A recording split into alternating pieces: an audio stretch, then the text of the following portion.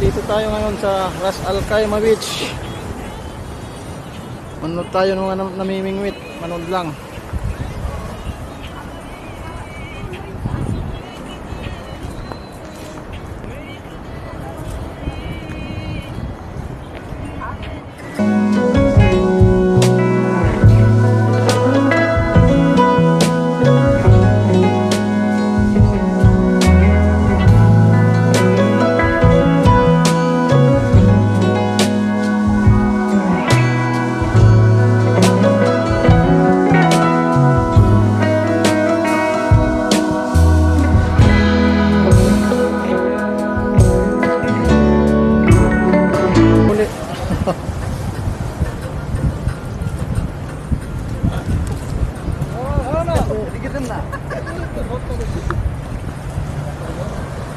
तो उधर ही मारते लग गया इधर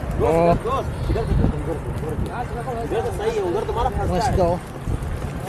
कैमरे में दिखो, इधर से देखो सामने के बीच से, इधर अच्छा है। Sinigang, pangsigang. लगा है इसमें आटा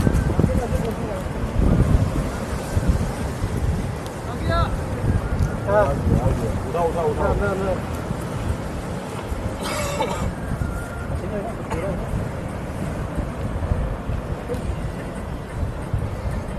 उधर से फेंको, उधर से फेंको, फिर ज़्यादा अच्छा है।